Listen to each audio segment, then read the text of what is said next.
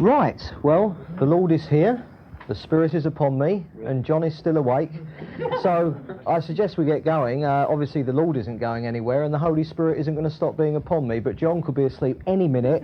So I suggest we dive in, and we're back on the demonology tonight.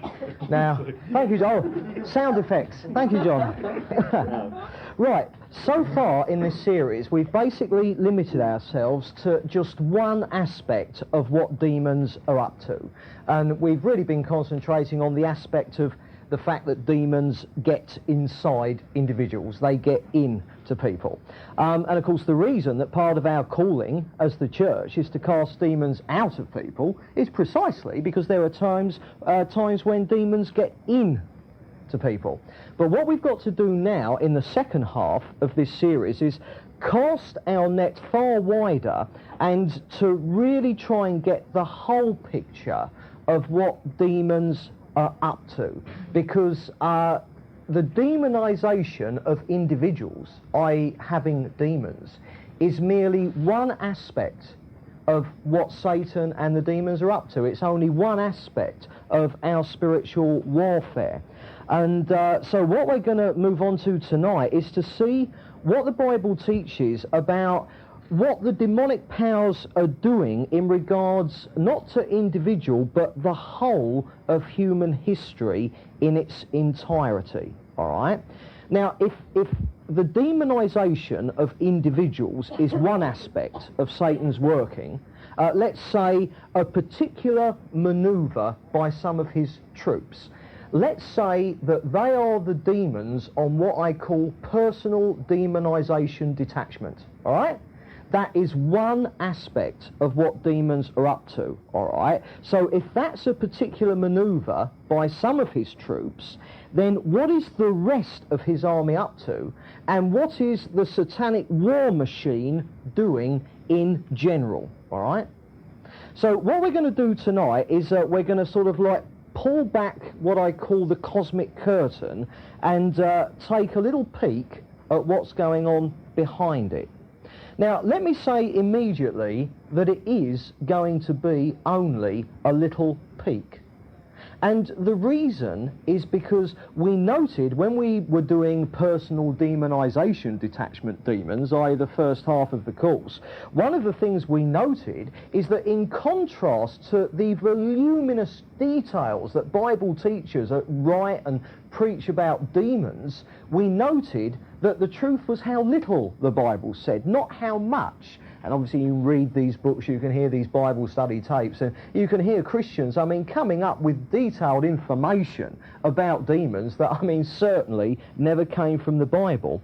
And in exactly the same way, this wider picture, all right, behind the cosmic curtain, we are also in the Bible told very little.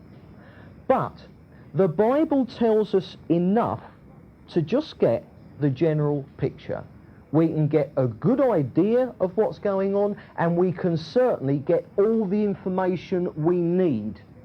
Maybe not all the information we'd like, and the trouble with a lot of false teaching, it's because Christians often want to know more than God is prepared to tell them.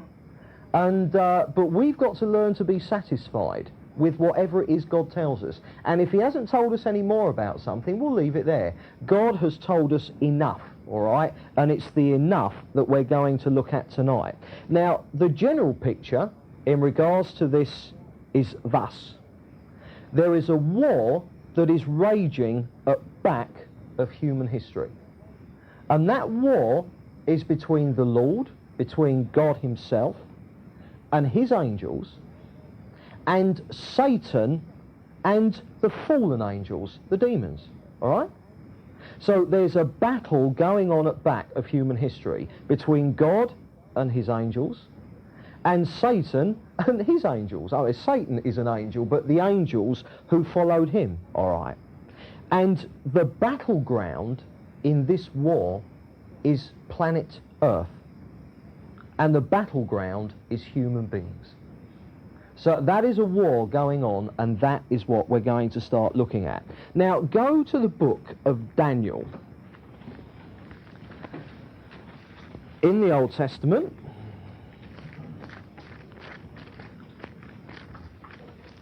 find it near the back of the Old Testament, not completely at the back. But Daniel, a quite incredible book, covers many things, far more than we can go into here. But we're going to be interested in chapter 10. So just have your finger in Daniel chapter 10 and verse 1. Now, before we read the chapter, let's just do a bit of background. We're going to read a chapter of a book in the Old Testament, all right? Now, so we can get it in context, we've got to ask this question. With what, with what I was going to say, with what does this book of Daniel concern itself? Now, we've got to answer that question very quickly. Basically, Daniel, in order to understand him, was a historian. The value, or part of the value of this guy Daniel, who wrote this book, is that he was a very amazing historian. But because he was a prophet as well, he was an historian of things that hadn't happened yet when he was alive. Now, can you see the difference? Most historians are recording events in detail that happened in the past. Daniel certainly recorded events that happened in his past, but he also, as an historian, recorded events in great detail that hadn't happened yet, because he was a prophet. And if you want a word for that, you know, sort of like a prophet isn't a historian, he's a futurian. Can you see what I mean? That is the value of Daniel. And basically, what Daniel did is that he outlined Israel's future history from the point at which he was alive onwards. So what Daniel did is that he was a historian of Israel, but he recorded not what had happened thus far in his life, he recorded what was going to happen from his life onwards. And he did it in incredible detail. And what is of particular relevance to us here is that in doing that, he deals with various world empires that had been, that were, and ones that were to come, i.e. they were future to him, and he dealt with them in relationship to the effect that those world empires were going to have on Israel. Now, when the book of Daniel starts, Daniel is actually in Israel, all right? Daniel is in Babylon. He's a Jew, but Israel have been carted off into captivity by the Babylonians, all right? And Babylon at that time was the world power. Now, there had only been one other world power prior to them, and that was Egypt. So Egypt as a world power had passed, and Babylon was the world power when Daniel started writing his book, and Israel were in captivity to the world empire of the Babylonians, all right? Now, basically, what happened was that during the course of writing the book, he was shown by God that there were going to be 3 more world empires that were going to follow. And he prophesied about them. They hadn't happened yet when he wrote it. He prophesied about them in such incredible details that historians today can pinpoint absolutely exactly the empires that he was talking about. I mean, it's like, for instance, I mean, you know, he wrote his book long before the Greek Empire. But the fact that the Greek Empire started off with one leader, and then, as a result of various things, the leader died young, Alexander the Great, that then the Greek Empire was split up into 4 separate empires. Now, historians know that it's a fact. Daniel got that absolutely right a few hundred years before it actually happened. So this is the marvellous thing about the book of Daniel, all right, that he recorded this future history in such detail that historians today can look back and pinpoint exactly the world empires that he was talking about. He also prophesied the coming of Jesus, all right? He prophesied the coming of Messiah and got the date right. Now, it's not our subject here, but one of the things I'm forever saying is that Israel at the time of Jesus knew that he was the Messiah. They knew it. When Israel rejected Jesus, they rejected him knowing he was Messiah. And one of the reasons that they knew it is because Jesus was around at the date that was prophesied by Daniel in the Old Testament. Another of the reasons why. Okay. Now then, what I'm saying is that Daniel was prophesying about these world kingdoms, all right. Now, when he started his book, the first world kingdom that he said was going to come was Medo-Persia. Now, so that you'd had the Egyptian world empire that had passed. When Daniel started writing his book, he was in the Babylonian world empire, okay. Now then, in Daniel's lifetime, the Babylonian empire fell, and Medo-Persia took over as the next world empire. Medo-Persia because it was a coalition between the Persian and the Median races, hence Medo-Persia, all right? So the first was Medo-Persia. He prophesied that world empire would come. He lived to see that.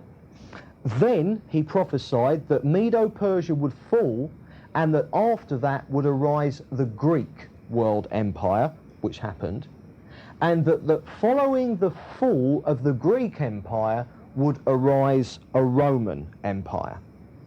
Now, his prophecies go on, not just to history that was future to him, but his prophecies go on to history that is still future to us, stuff that hasn't happened even yet. And he prophesied that eventually, in the future, one final world empire will emerge.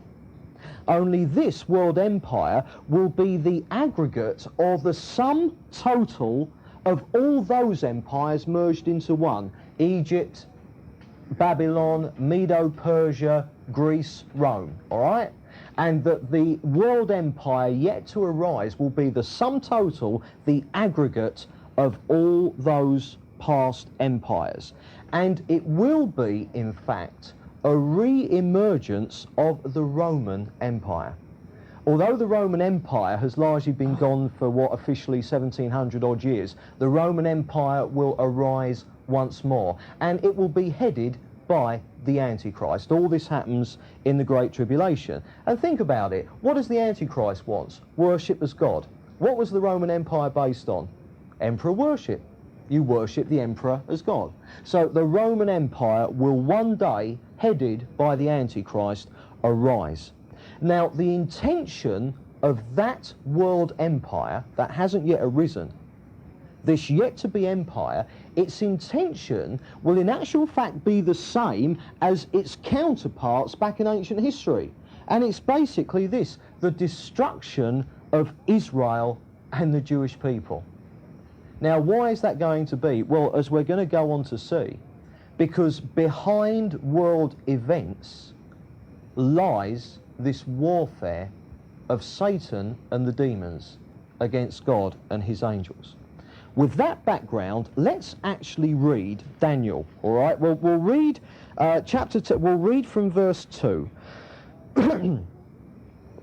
So here goes, all right? We'll break this down, you know, sort of looking at a few verses individually, but let's just read the whole lot.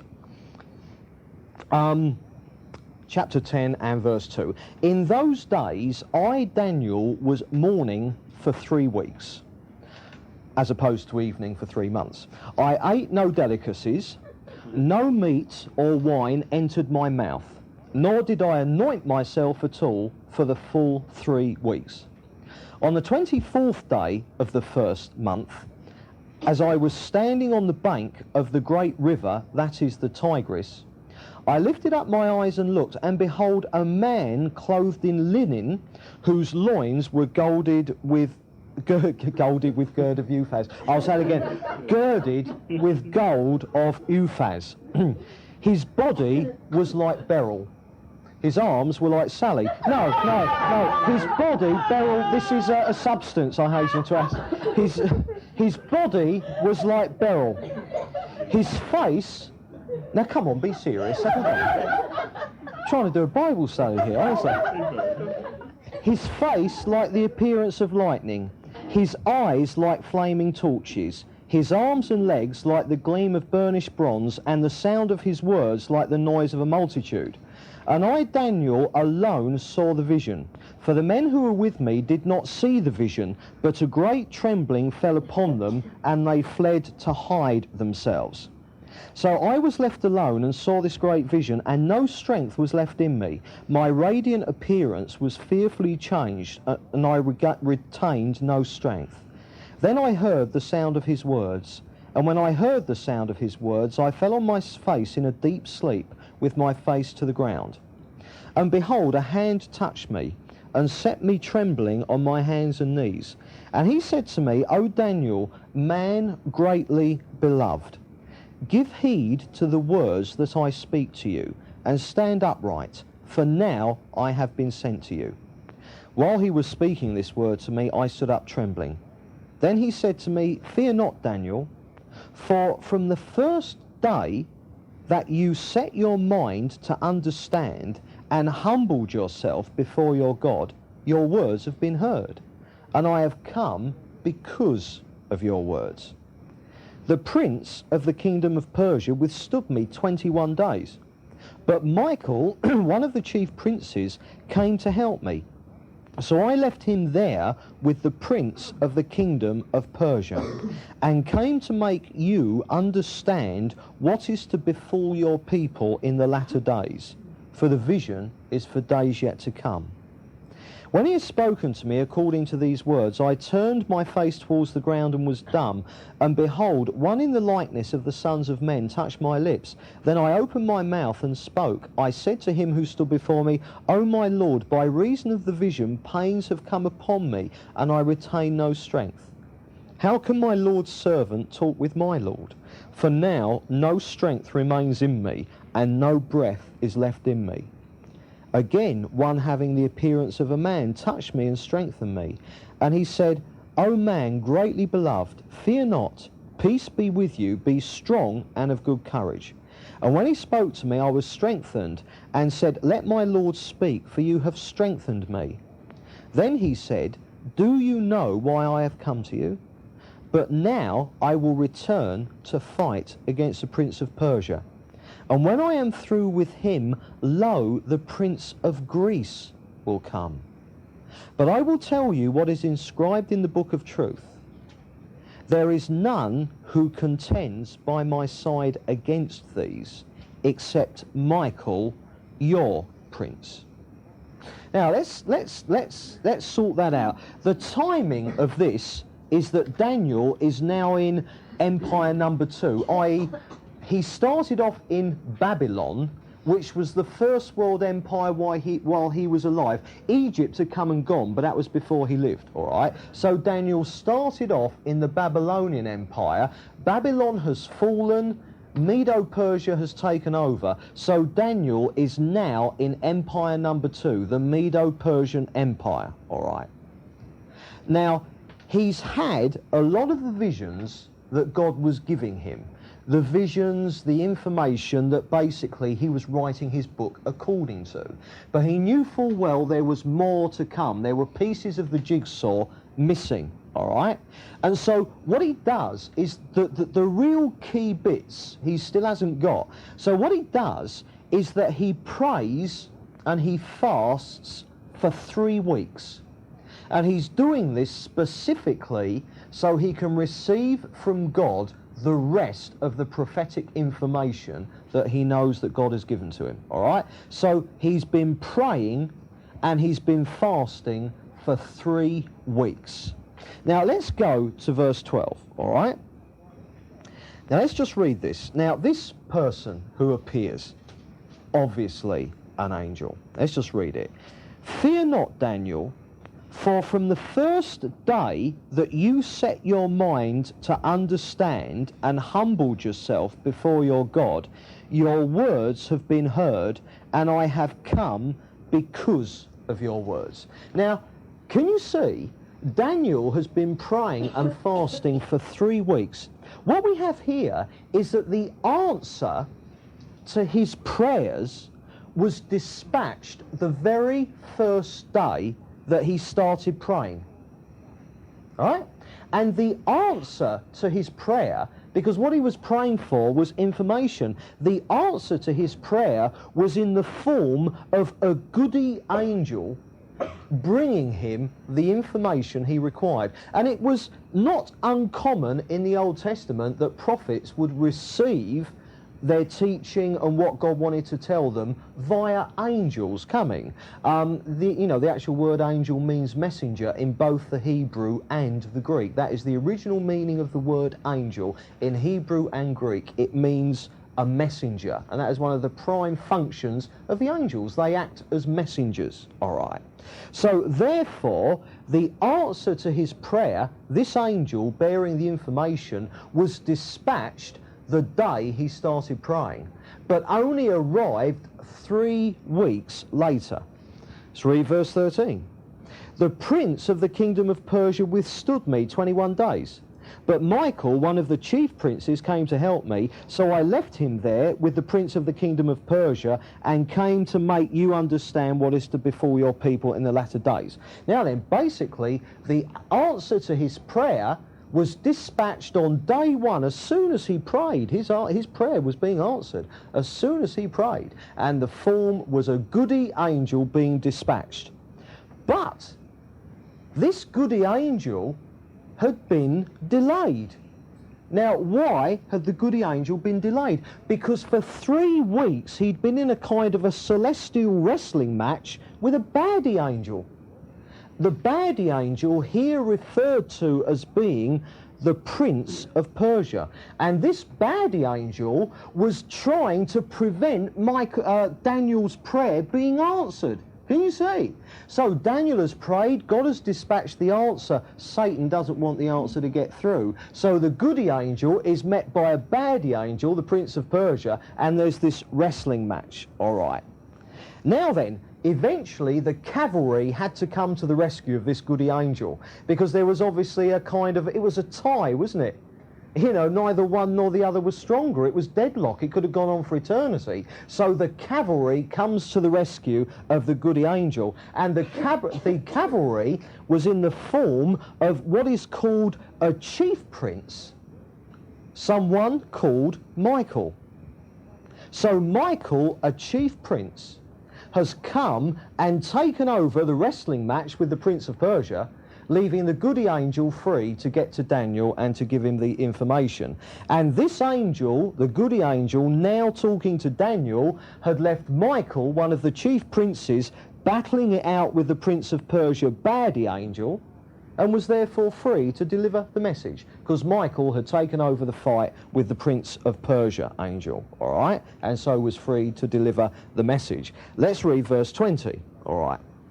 Then he said, this is the angel still talking, do you know why I've come to you? But now I will return to fight against the Prince of Persia, and when I am through with him, lo, the Prince of Peace, the Prince of Greece will come.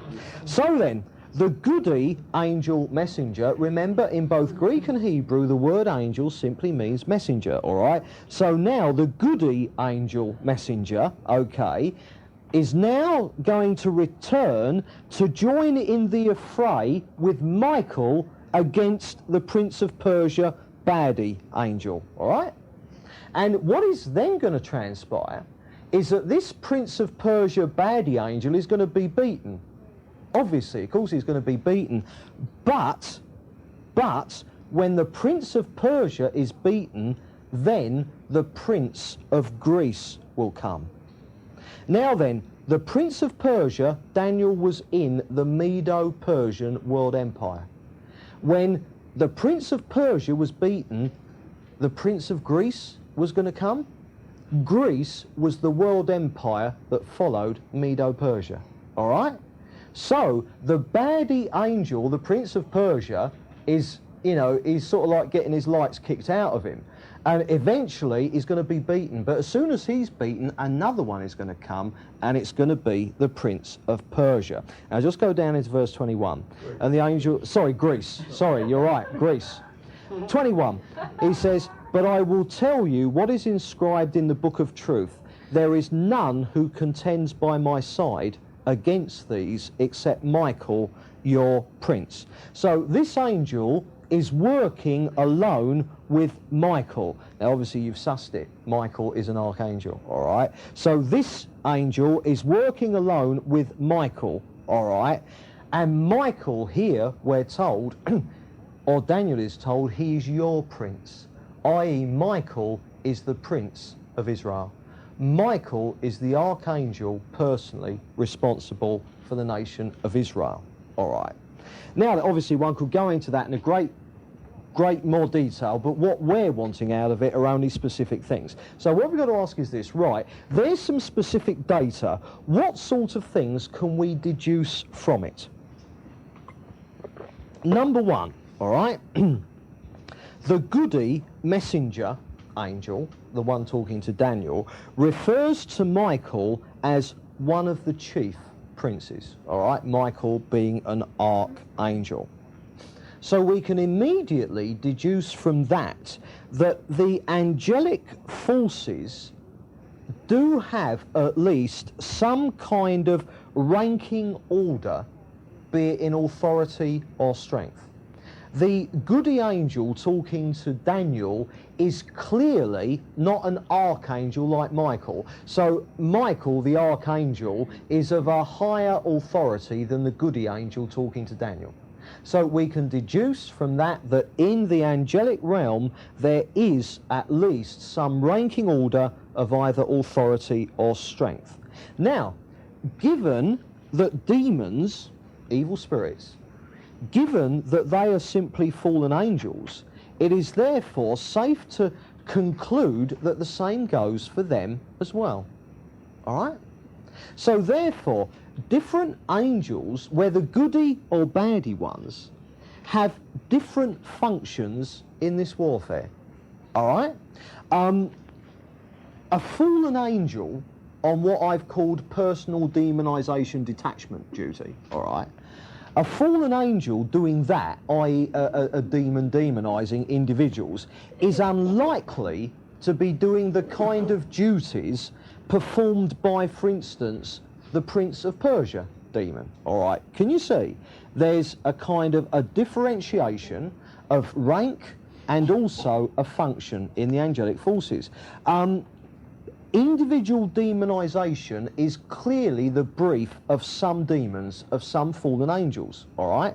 But there are other fallen angels or demons engaged in quite different operations. Now, in regards to the demons who demonize individuals, the personal demonization detachment ones, we could perhaps think of them in terms of being Satan's shock troops.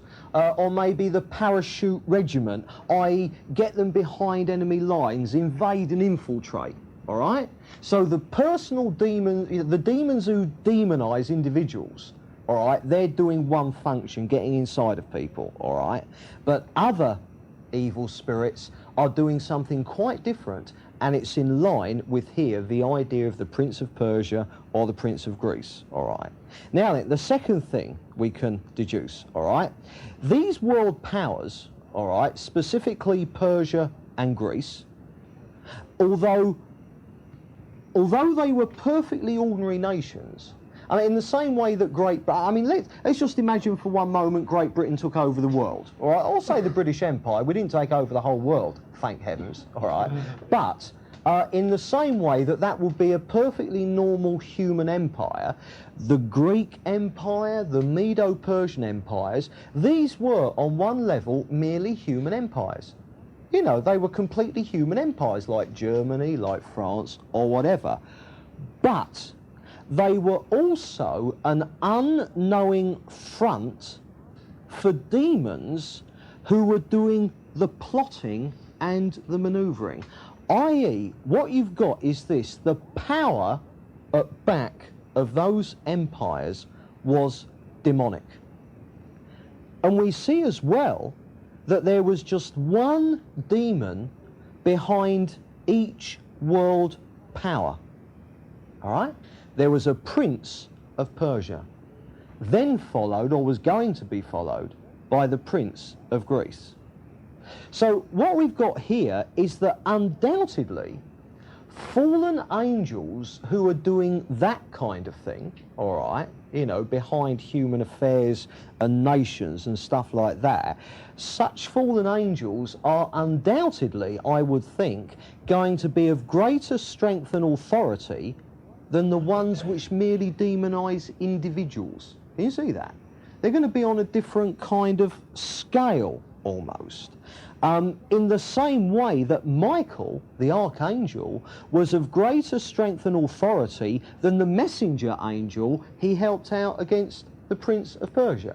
Can you see? What we're seeing is that there is a differentiation of rank, order, power, authority, whatever you want to call it, all right? And then number 3, we can deduce or see quite clearly that Israel has her very own personal protector goody angel in the form of the Archangel Michael, or a chief prince, all right? So we can clearly see that prince here is a word for an angel, all right? And Michael, a chief prince, or an archangel, all right? And Michael, relative to Israel, is a kind, what you call a heavenly minder, all right?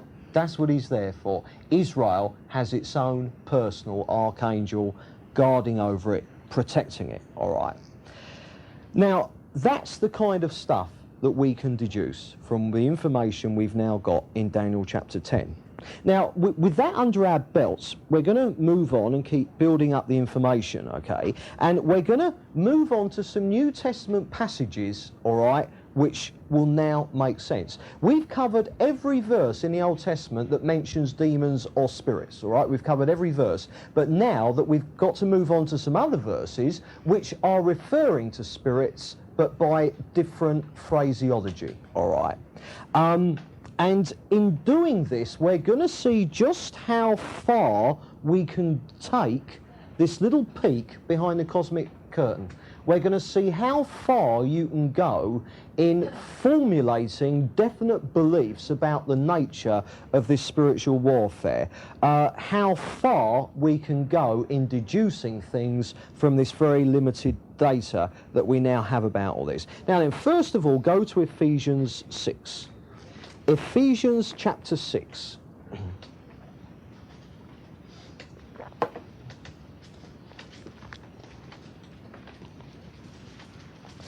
And we're going to read verse 10 to 12.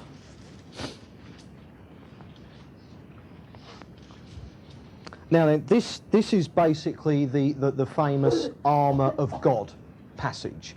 Now, I'm not going to be dealing with that aspect. There's a tape in the library that has already covered that, all right? That's not the particular aspect we want. We want this bit. Finally, be strong in the Lord and in the strength of his might. Put on the whole armour of God, that you may be able to stand against the wiles of the devil. Now, we'll be back to that bit in one or two talks. For we are not contending against flesh and blood, i.e. human beings, all right?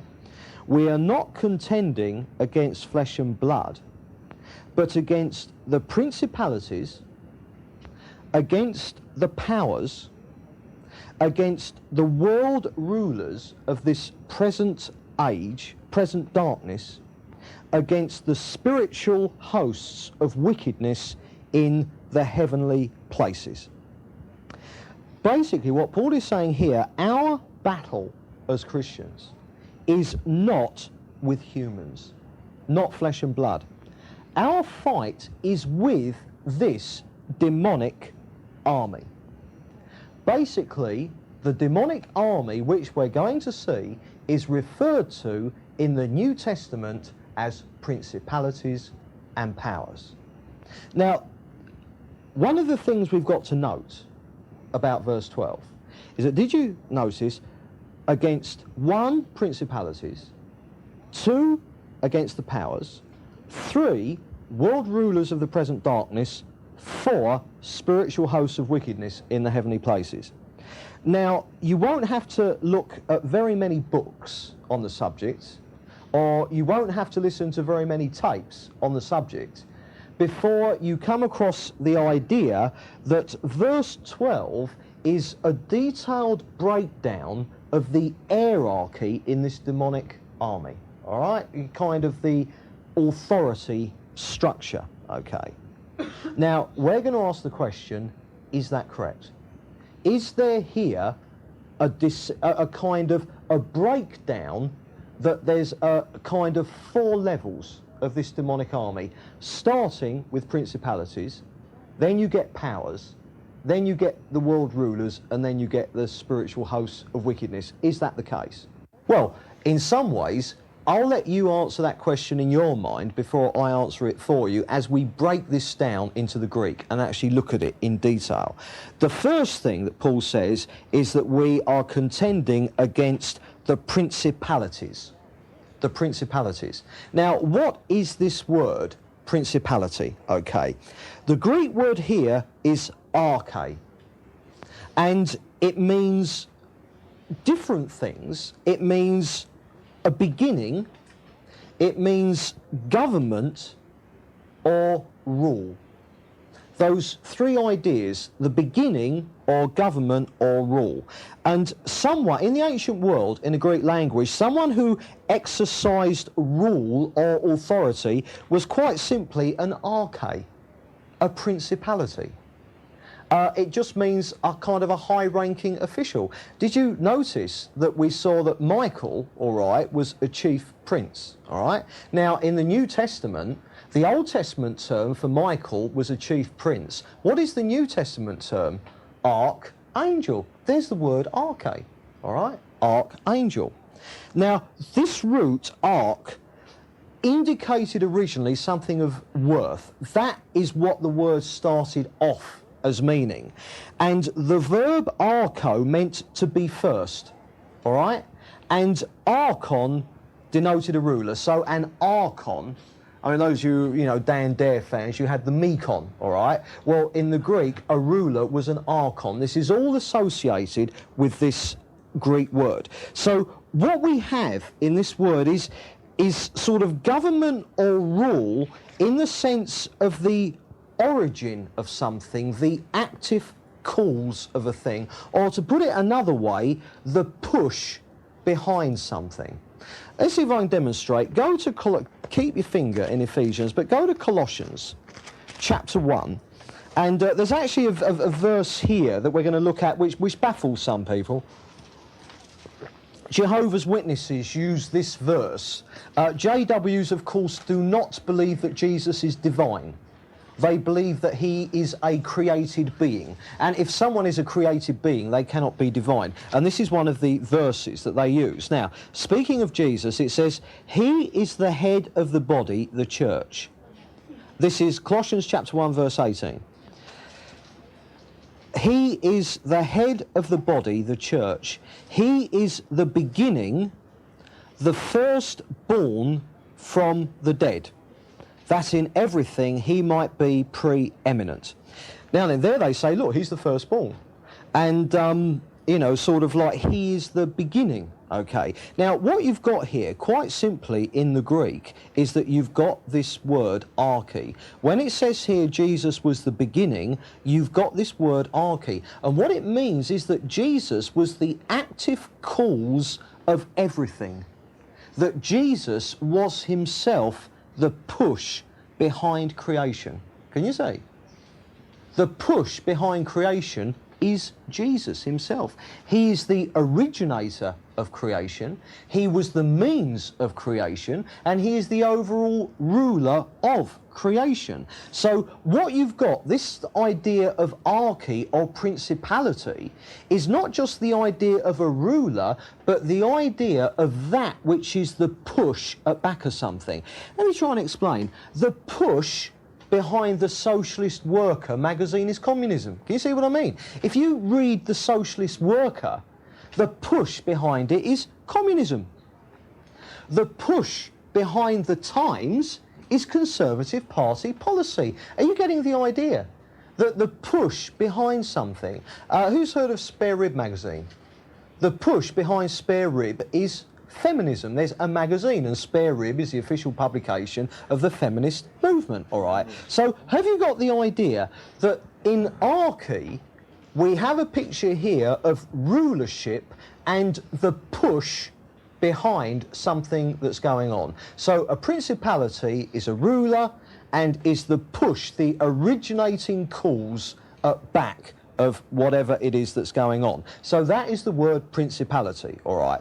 Now the second word got principalities and then powers. Now, this Greek word powers is simply exousia, and it means authority or the freedom to act, i.e. the freedom to act which comes with authority, all right? A sergeant is free to tell a private to get his hair cut. It's the freedom that comes with authority, okay? So it's the right to exercise power, and in the Greek language this word was used of soldiers, of magistrates, of governments, all right? It's also used in the Bible as well of our authority over Satan. So simply this word powers simply refers to authorities, okay? Then next we've got world rulers, or in its fullness we've got world rulers of this present darkness, okay? So what is this world rulers? The Greek word is cosmocrator, all right? And it means the ruler of a whole world, cosmocrator. Cosmo, the world, crator, ruler, all right? It's as simple as that. The ruler of a whole world. And in 2 Corinthians 4 verse 4, we won't turn to it, but in 2 Corinthians 4 verse 4, Satan is actually called the god of this world. And the Bible calls him the god of this world because a fallen world in rebellion against God falls legally under his dominion. You see what I mean? People are children of the devil because they're going the same way as the devil. They don't want the will of God, neither does Satan. Sin put men and women under Satan's legal hold, you see. So therefore, what we've got here is that because we're in a fallen world in rebellion against God, Satan is the ruler of this world. He is the active power at back of this world. And therefore, because of that, exousia. He and his demon forces have the right to exercise power. Okay.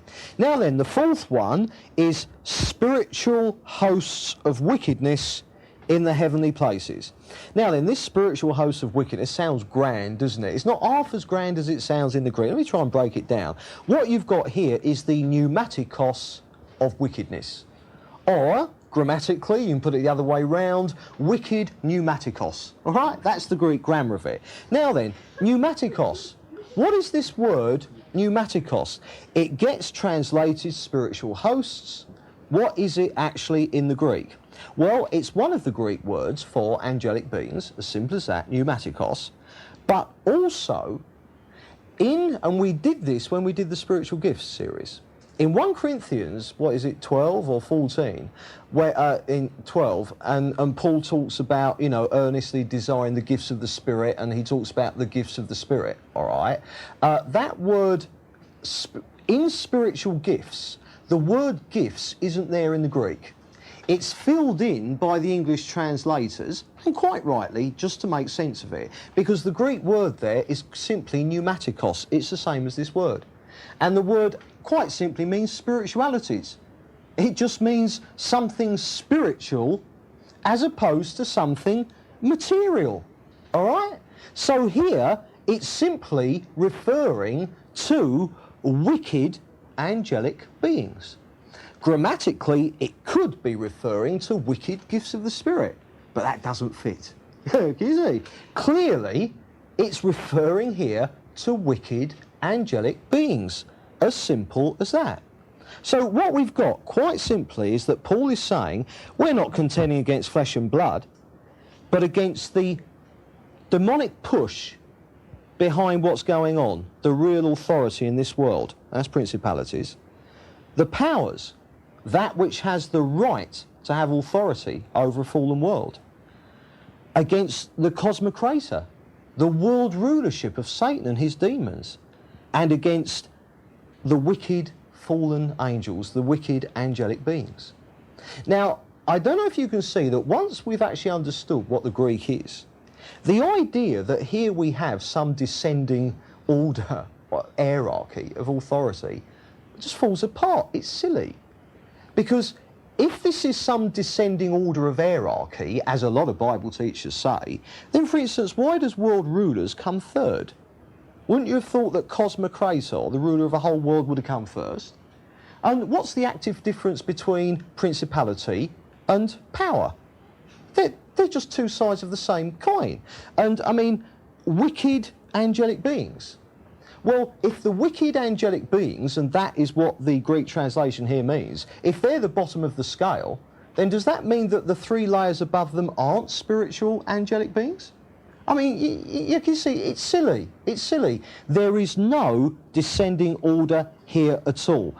It's simply the same thing described in 4 different ways. Let me give you an example, because this is common practice in every language. It's a normal part of communication. I'll give you an example. The trouble with this country, it's the government, it's the cabinet, it's the ministers, it's the MPs. I've just said the same thing 4 times. Can you see?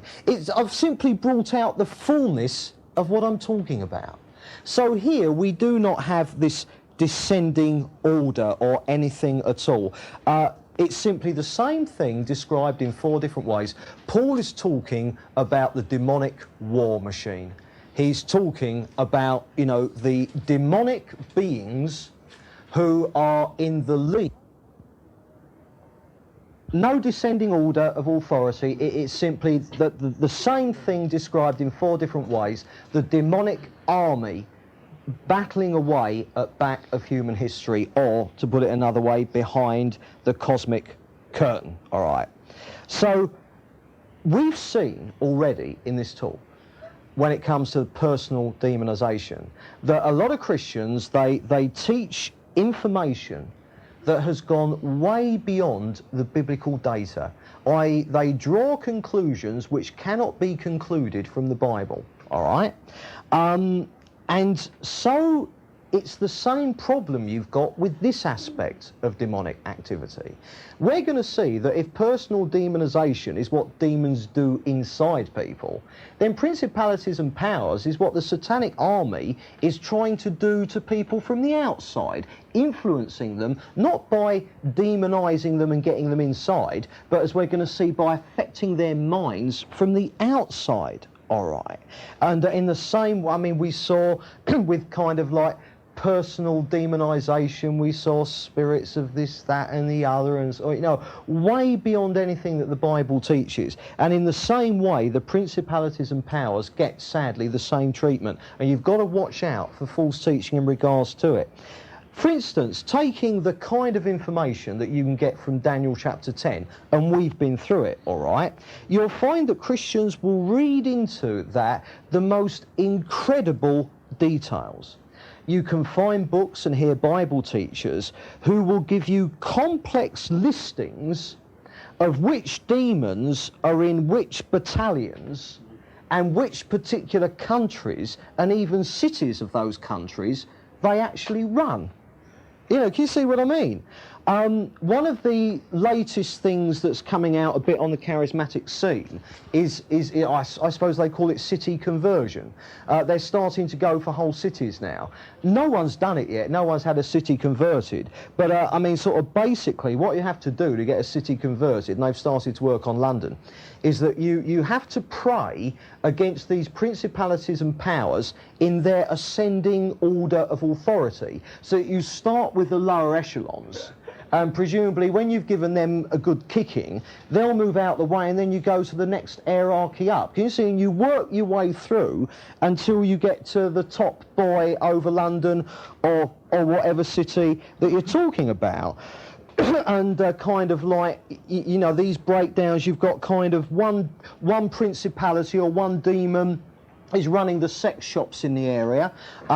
You got a different one, and I mean, they know the names, and I mean, they're praying against them quite specifically. You got another one running the local drugs trade.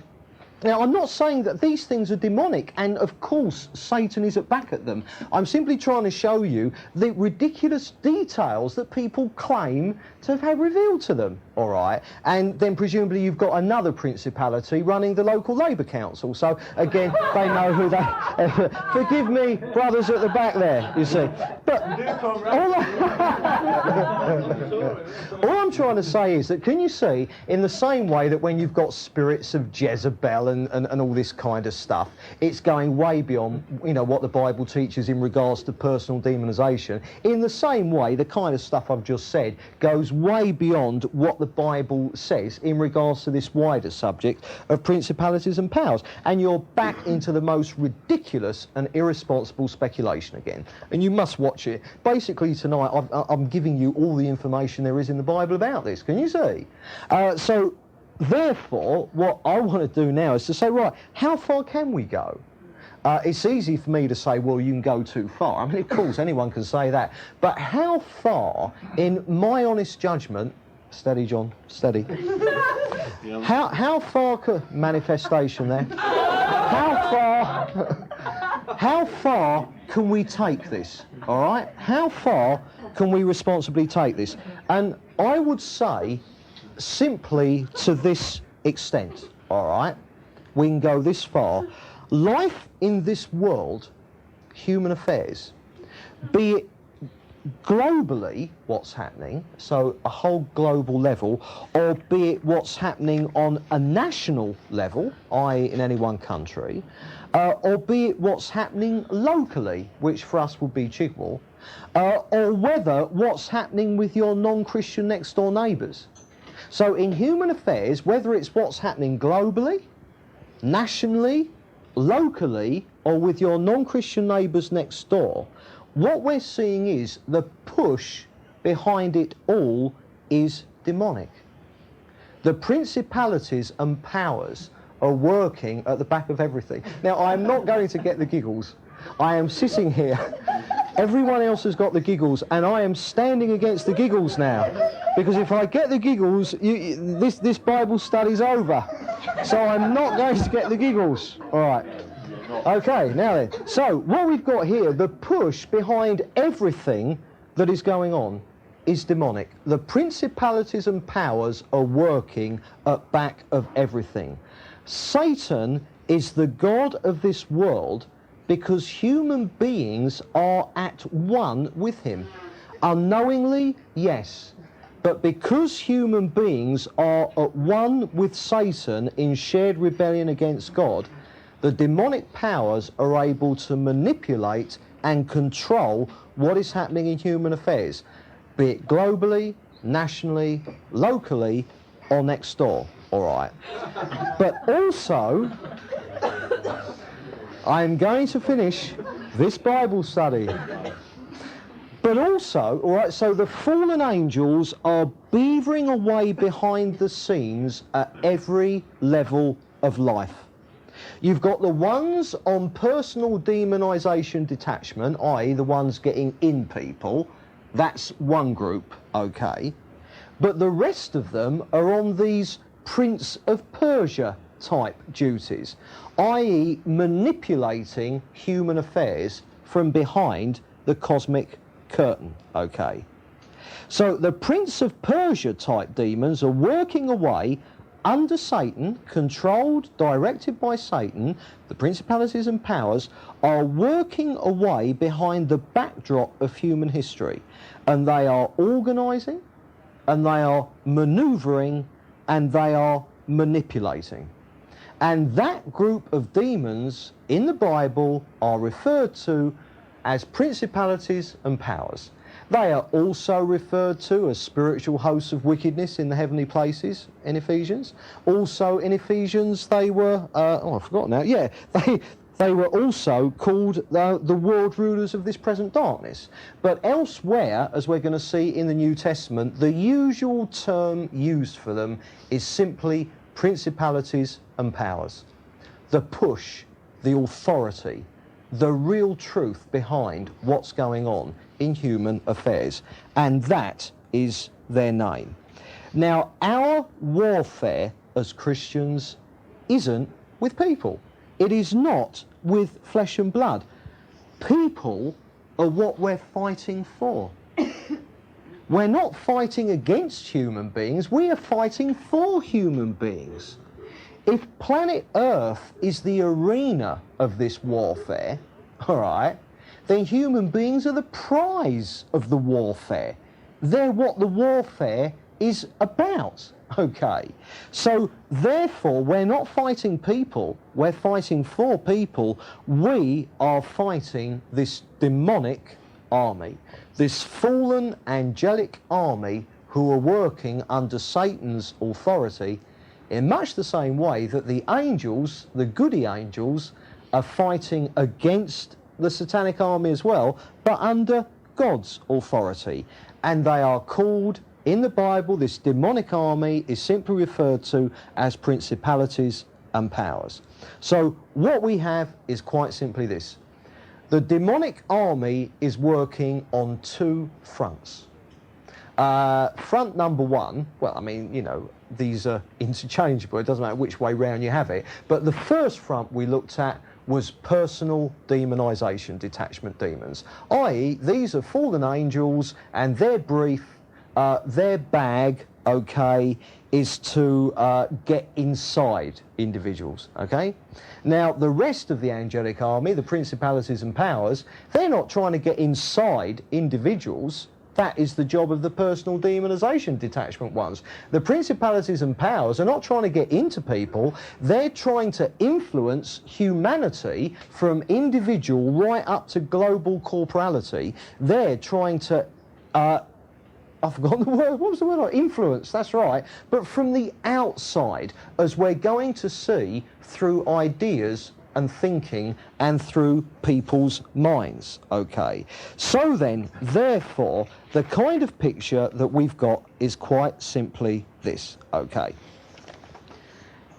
Persia, Greece, up back of them, there was a satanic power, all right? Every country is going to have two things at back of it.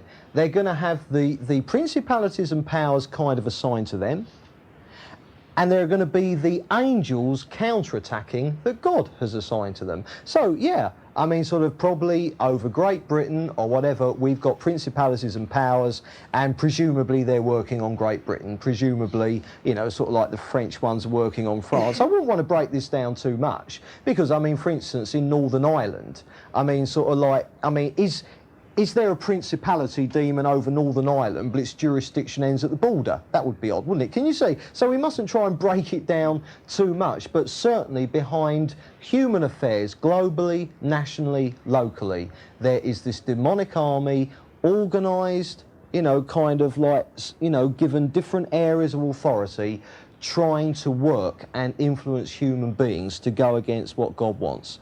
There is also the goody angels working to counter it, okay? They're on our side, they're fighting for us, all right?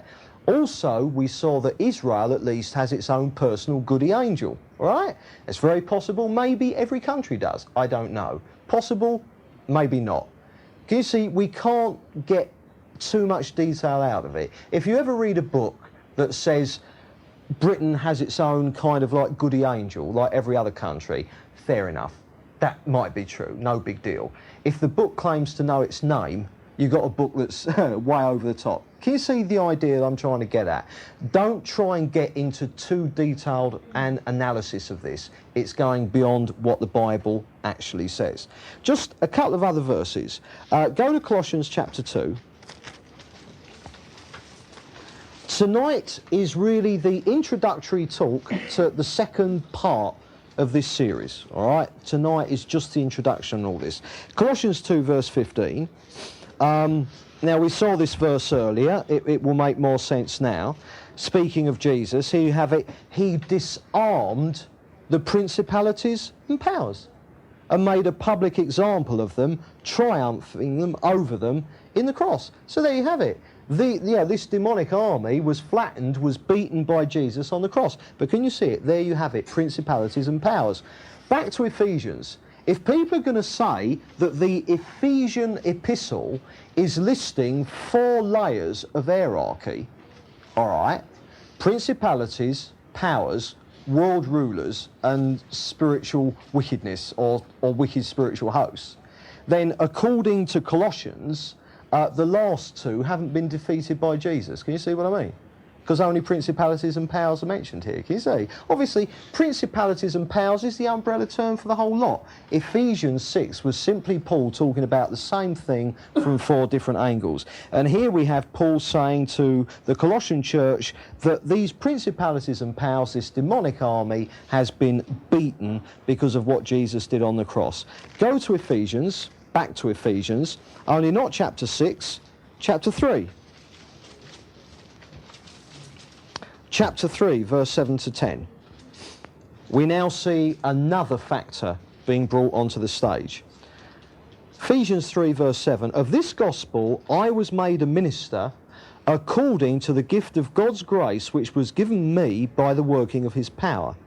To me, though I am the very least of all the saints, this grace was given to preach to the Gentiles the unsearchable riches of Christ, and to make all men see what is the plan of the mystery hidden for ages in God who created all things, that through the church, now that's the new factor, through the church, the manifold wisdom of God might now be made known to the principalities and powers in the heavenly places. Now you have Paul again referring to this demonic army.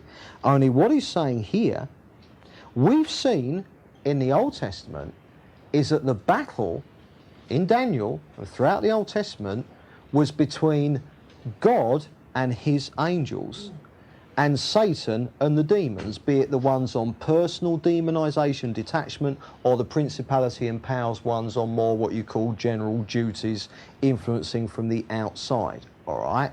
But in the New Testament, a new factor is brought in, because the battle has switched. The battle is now this. It is certainly God and his angels battling with Satan and the demons. But now it is God and the angels battling against this demonic army, with the key to their success being the church.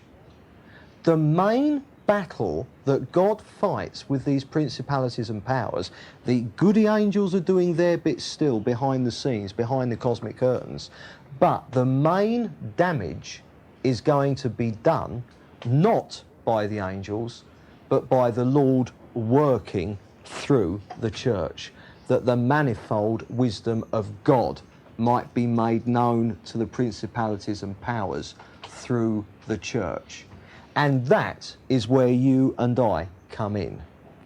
And this talk leads us next time to the first of 3 talks on the whole subject of spiritual warfare. We've seen the existence now of the enemy army. We've got an idea, little bit idea of the general nature of the battle. But next time we go on to 3 talks where we're going to break it down specifically and to see exactly what our role is as Christians in this revealing the manifold wisdom of God to the principalities and powers, and bringing to bear the victory that Jesus won on the cross, bringing that to bear against them in the here and now, and how it is we overcome their power in situations. So it's to spiritual warfare in practical terms that we turn to next time. So we'll finish there. You may giggle away to your heart's content now. We don't want to now.